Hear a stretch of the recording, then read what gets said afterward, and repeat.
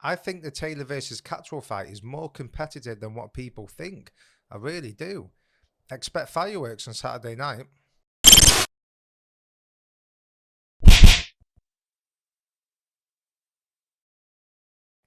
Welcome to Fight Club 24/7. My name's Johnny Rashman.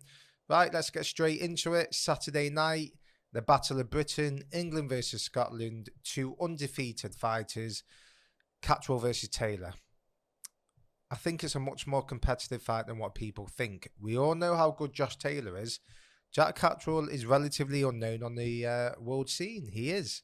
But you've got to put into context, he's been mandatory challenger for a long time now, right? He took step aside money when Josh Taylor was fighting Ramirez. He allowed that fight to happen, and he rolled the dice because now he can fight for all the belts, right? So he rolled the dice and he's won, and fair play to the boy. But I think the fact that he's been training for a long time for this fight makes him an incredibly dangerous fighter. Him and Jamie Moore would have gone through every single scenario, every single possibility. And that's a problem, because Josh Taylor hasn't been preparing for Catterall. He had to get through Ramirez. He had to win those belts, right? And he wouldn't have even been thinking about Jack Catterall till the fight was made. Catterall's been non-stop in the gym. He would have been working on every single scenario on this fight. And I think that makes him a dangerous man, like I said, I really do. Josh Taylor's an ultra-talented fighter. We know he is. We know how talented he is. But I think Catterall has a temperament where I don't think he's going to come in, rush in, steam in, get counter-punched. I think, if anything, Josh Taylor will lose his head. He'll be in front of his own fans. I think he's a fiery Scotsman. That's what I love about him. And it wouldn't surprise me if he tasted the canvas at some point. I know it's a long shot saying that, and look, I might be proved absolutely wrong, but there's something in my head telling me that there'll be fireworks on Saturday night. I really do. If we watch The Gloves Are Off, which I thought was captivating, by the way, I think it's a big. I thought Sky Sports and Boxer have missed a big trick and Top Rank in not promoting this fight more. If you watch my video earlier on in the week, I lay it all out about the shocking promotion of the fight. But I think the temperaments and the personalities gel. I really do. This fight has a bit of thoughts and grows about it for me. It really does. In the sense of, I don't think Josh Taylor respects Jack Catterall in any shape or form. I don't think he believes he can lose. I think he believes he will win this fight, and there's not a chance he can lose, which all champions think of. But when you really believe you can't lose a fight, that's dangerous. And Catterall's going in there with no pressure. As I mentioned, he's unknown on the world scene. It's not his fault. I think he's fought 3 times in 4 years, probably. After the O'Hara Davis fight, you really wanted him to push on, but things have happened with the pandemic, and obviously with him being mandatory, he's been smart about it. And the way he's acted and he's bided his time, I think that sort of reflects how he is as a fighter. I think he's very economical with his punches. He's very efficient, and he's dangerous with that left hand. He really is. I can see him. I don't think he'll walk onto Josh Taylor's shots. I really don't. I think he'll stick to a game plan. Even if it's a bit boring for the first few rounds, I don't think he'll let the temperament override him. And he is dangerous with that left hand. Obviously, Josh Taylor was ultra talented. For me, I think he's the best fighter Britain has ever produced.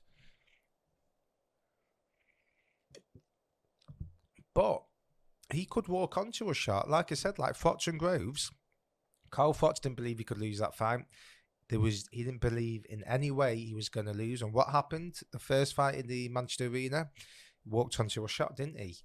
Could Taylor do the same? Now, obviously, Taylor isn't Carl Fox, but the fact he's in front of his hometown, he's not fought in front of a crowd for a long time. There's going to be a certain amount of energy. I think that will play into Jack Catterall's hands. I think Jamie Moore's a very good coach. I think they'll know this as well. They'll just tell him to bide his time. Don't get too overawed with the atmosphere, right? Don't engage, right? Just get in there and just stick to your plans. Keep the jab out. Keep the distance. He's not going to outbox Josh Taylor, but I think they would have worked on that mid to close range distance. And I think when he does get in close range, Jack Catterall, I think he'll let his shots go. I really do. I think this is. I don't know what it is. I know what's telling me. I don't know. I might be proven wrong. Maybe this video, maybe if we look at it next week, I might look like an absolute idiot. But there's just something in my mind telling me that Catterall's gonna perform to his best, and I think he'll make this much more competitive than what people think. I'm looking forward to it. Got to give credit for Sky Sports for putting it on a Saturday fight night. Clearly, it's not a pay-per-view, but it's for the undisputed championship.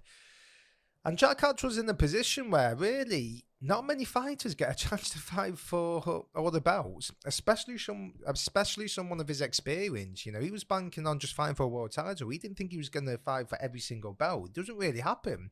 Now the chance has come. He's one punch away from changing his life, and that makes the man a dangerous fighter. He really does. There's no pressure on him. If he loses, he loses. Even if he gets bombed out of there. No one would think any different, to be quite honest with you. But if he performs well, his profile's going to get higher. And if he wins the fight, obviously he's changed his life forever. But I think we're in for something. I think we're in for a special night in Glasgow, in Scotland. I love it there. I love the atmosphere of the Scottish fans. They bring something different. I think the gloves were off was very good, what I saw. And I think Sky Sports and Boxer missed a trick on the promotion, as I mentioned.